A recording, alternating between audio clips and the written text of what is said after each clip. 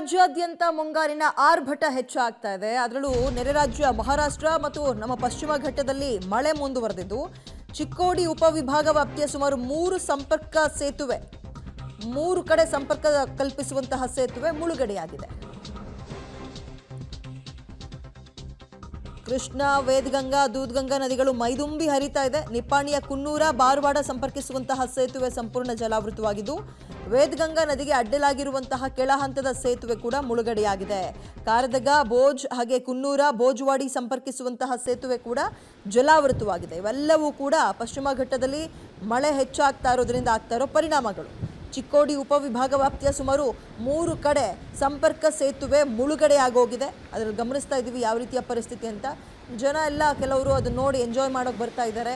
ಇನ್ನು ಕೆಲವು ಕಡೆ ಅಲ್ಲಿ ಓಡಾಡೋಕ್ಕಾಗ್ತಿಲ್ಲ, ಅನ್ಯ ಮಾರ್ಗವನ್ನು ಬಳಸುವಂತಹ ಪರಿಸ್ಥಿತಿ ಇದೆ.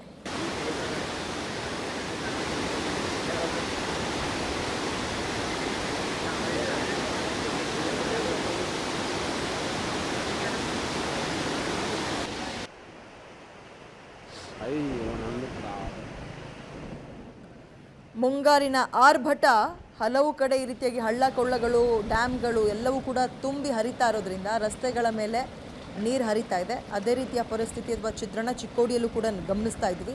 ನಿಪ್ಪಾಣಿಯ ಕುನ್ನೂರ, ಬಾರವಾಡ ಸಂಪರ್ಕಿಸುವಂತಹ ಸೇತುವೆ ಸಂಪೂರ್ಣ ಮುಳುಗಡೆಯಾಗಿದೆ, ಜಲಾವೃತವಾಗಿದೆ. ಅದೇ ರೀತಿಯಾಗಿ ವೇದಗಂಗಾ ನದಿಗೆ ಅಡ್ಡಲಾಗಿರುವಂತಹ ಕೆಳ ಹಂತದ ಸೇತುವೆ ಕೂಡ ಮುಳುಗಡೆಯಾಗಿದೆ. ಆ ಹೆಸರುಗಳನ್ನು ಕೂಡ ಗಮನಿಸ್ತಾ ಇದ್ದೀವಿ ನಾವು. ಕಾರದಗ, ಬೋಜ್ ಅಂತ, ಕುನ್ನೂರ, ಭೋಜವಾಡಿ ಸಂಪರ್ಕಿಸುವಂತಹ ಸೇತುವೆ ಕೂಡ ಜಲಾವೃತ ಆಗಿದೆ.